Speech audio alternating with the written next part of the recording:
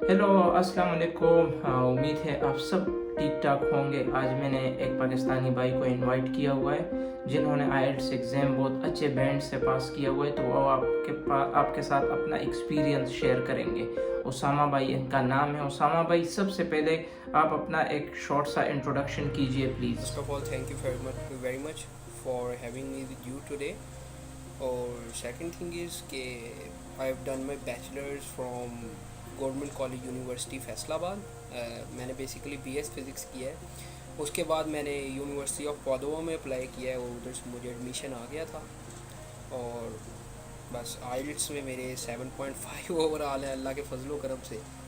और जी उसामा भाई, एक शॉर्ट सा ये भी बता दीजिए कि आपने आइल्स की तैयारी कहाँ से की? कोई एकेडमी आपने ज्वाइन किया था या आपने सेल्फ स्टडी की थी, और कितना टाइम आपका लगा था? आफ्ताब भाई, इस तरह से है कि अगर मैं आपको जनरली बताऊं तो मैंने एक एकेडमी से किया है। और हम्म। बेसिकली टाइम तो मेरा वही कोई 2-3 मंथ ही लगे।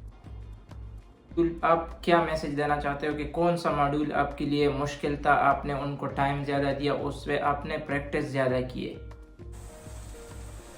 जी आफ्ताब भाई, मुश्किल मॉड्यूल कोई भी नहीं होता, बट जो मेरे लिए जिसने एक चैलेंज खड़ा किया था हम्म। वो दो मॉड्यूल थे अच्छा। बेसिकली। एक को मैंने टैकल कर लिया था, दूसरे का मुझे कोई सोल्यूशन नहीं मिल हम्म। रहा था। एक था ओके। रीडिंग और एक था हम्म। राइटिंग।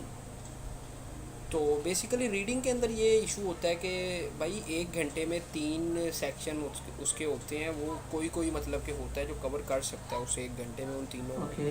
तो उसके लिए थोड़ी सी मैंने टाइम मैनेजमेंट सीखी थी और मैंने रीडिंग को किसी न किसी तरह टैकल कर ही लिया था। सही।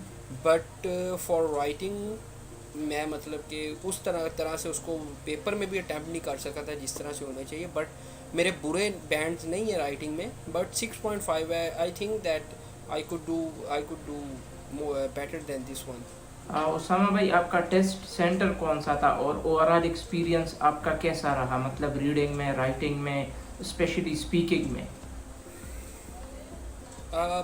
आफ्ताब भाई, मेरा टेस्ट सेंटर था इधर फैसलाबाद में, रॉयल्टन होटल में बनता है आइल्स, ब्रिटिश काउंसिल वाले जो लेते हैं। तो एक्सपीरियंस की बात करें तो सबसे बेहतरीन मेरा एक्सपीरियंस रहा था स्पीकिंग में, क्योंकि स्पीकिंग में बेसिकली उसको एक इंटरव्यू की तरह नहीं लेना हम्म। चाहिए, जैसा कि मुझे मेरे टीचर्स ने बताया था वहाँ मेरे हम्म। इंस्टीट्यूट में।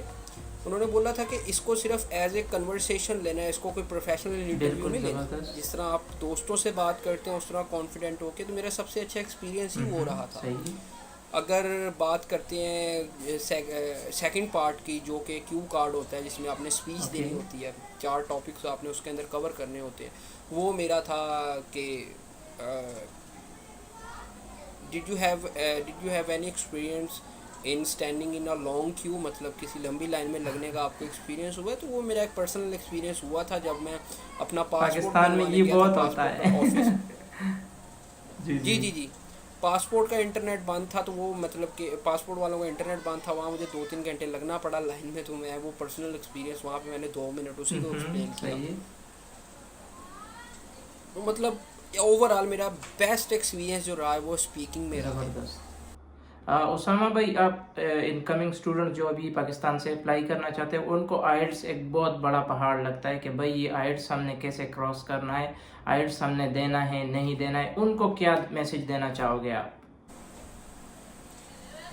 आफ्ताब भाई, उनके लिए यही मैसेज है। मेरी बेसिकली काफ़ी ज़्यादा लोगों से इसी बारे में बात होती रहती है कि इस बार आपको आपको भी पता है, इस्लामाबाद एम्बेसी ने आइल्ट्स को मैंडेटरी नहीं रखा। उन्होंने बाकायदा जो कॉल ओके। निकाली है उसके अंदर उन्होंने मेंशन किया है कि IELTS is not okay. Necessary, real proficiency will be checked in interview. तो मैं लोगों से ये सवाल करता हूँ कि आपको आइल्ट्स पहाड़ लगता है, वहाँ जाके इंटरव्यू में आप किस तरह से अपनी प्रोफिशेंसी प्रूव करेंगे? वहाँ पे जाके एम्बेसडर के एग्जैक्टली। सामने अगर आपको यही पहाड़ लगता है कि आप आइल्ट्स नहीं कर सकते, तो आप इंटरव्यू कैसे करेंगे? और आप उधर जाके 2 साल इंग्लिश कोर्स किस तरह पढ़ लेंगे? तो बेसिकली यही मसला होता है। तो इनकमिंग स्टूडेंट्स को यही मैसेज होता है मेरा भी बार बार कि भाई आप एक बार आइल्स कंप्लीट करो, आप एक बार आइल्स में अपेयर हो जाओ। 5.5 या 6 बैंड या 6.5 बैंड्स अगर आपके आ जाते हैं तो आप एलिजिबल हो जाते हैं, फिर किसी भी यूनिवर्सिटी में आप अप्लाई भी कर सकते हो, आपको आसानी से एडमिशन भी मिल सकता है और आपके वीज़ा में भी कोई इशू नहीं आएगा अगर आपके सारे डॉक्यूमेंटेशन कंप्लीट हो तो इंशाल्लाह। उसामा भाई जी आफ्ताब भाई बिल्कुल। अब आप ये देखें ना कि बेशक मैंडेटरी नहीं रखा, लेकिन अगर आप आइल्स करते हैं आपका एक प्लस पॉइंट है, आपकी प्रोफाइल इम्प्रूव करेगी लाजमी। तो इससे प्रोफाइल और भी इम्प्रूव हो जाता है, इससे आपका और भी वीज़ा पे इन्फेक्ट ज़्यादा पड़ जाता है, आपको वीज़ा इशू रेट भी आसानी से मिल जाएगा। ज़्यादातर लोग यही पूछते हैं कि भाई वीज़ा रेशो कम है या ज़्यादा है, तो कंप्लीट डॉक्यूमेंटेशन में आइल्स भी आता है कि अगर आपने आइल्स कर दिया तो आपको उन लोगों पर तरजीह मिलेगा जिनके पास आइल्स नहीं है। तो उसामा भाई आपने तैयारी 2 मंथ्स में की, तो आपको कैसा लगा कि हाँ भाई कौन कौन से आपने दिन में एक मॉड्यूल को टाइम दिया या पर वीक आप एक मॉड्यूल को पढ़ रहे थे या दिन में आप 4 मॉड्यूल को मतलब चारों को दिन में टच करते रहते थे? जी आफ्ताब भाई, सबसे पहले तो मैं एक ये भी चीज़ मेंशन करना चाहूँगा कि आइल्स की तैयारी में आपकी कंपनी बहुत मैटर करती है। मैं मतलब कि इंग्लिश मीडियम पढ़ा हूँ, मतलब डिग्री भी मेरी पूरी इंग्लिश में, जैसा कि आपको पता है। तो मेरे लिए मतलब कि आइल्स सेल्फ स्टडी करना भी कोई इतना मुश्किल नहीं था। But why I prefer to join an institute, a well reputed institute in Faisalabad, that was because the environment and company I was gonna get there. Exactly. क्योंकि आपकी कंपनी और आपका माहौल जो होता है, आप डेली वहाँ 2-2.5 घंटे बैठना है, उधर सिर्फ इंग्लिश में ही कन्वर्सेशन करनी है, कुछ बताना है, कुछ पूछना है, इंग्लिश में ही पूछना है। तो ये भी चीज़ें आपको बहुत हेल्प करती हैं।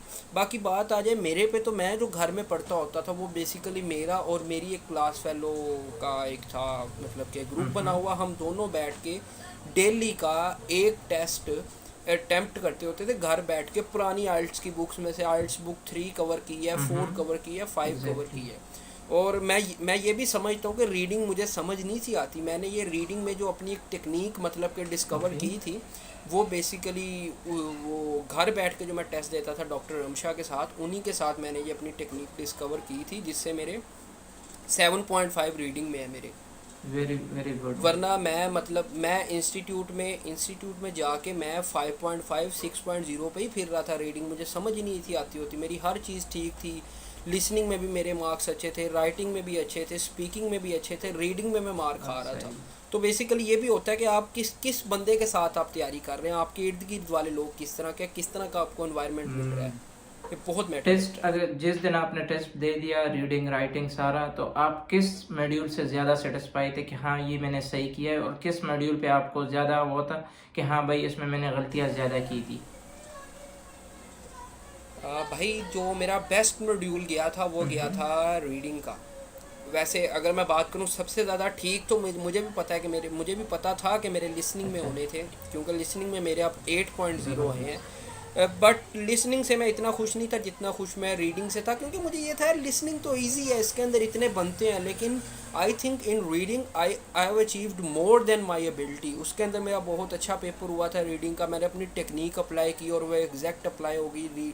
रीडिंग से मैं बहुत सेटिस्फाई था, और जब मैंने सर उठा के देखा इर्द गिर्द तो लोग रो रहे थे उसी रीडिंग को लेके कि हमारी ठीक नहीं। ज़बरदस्त। और अगर बात करें गलतियों की, तो राइटिंग में मेरे से एक छोटा सा ब्लंडर हो गया था। वो इस तरह से हुआ था कि आपको 20 मिनट मिलते हैं रिपोर्ट के, 40 मिनट ऐसे के मिलते हैं। मेरे से टाइम मैनेज नहीं हुआ और मैं रिपोर्ट को ही 30-35 मिनट पे ले गया था, पीछे 20-25 मिनट में ऐसे उस तरह से नहीं हो। तो उसामा भाई थैंक यू सो मच, आपने हमारे साथ ये शेयर किया। इंशाल्लाह इससे लोगों को और भी बहुत ज़्यादा फ़ायदा होगा, और इंशाल्लाह हम दुआ करेंगे कि आपका वीज़ा आसानी से लग जाए।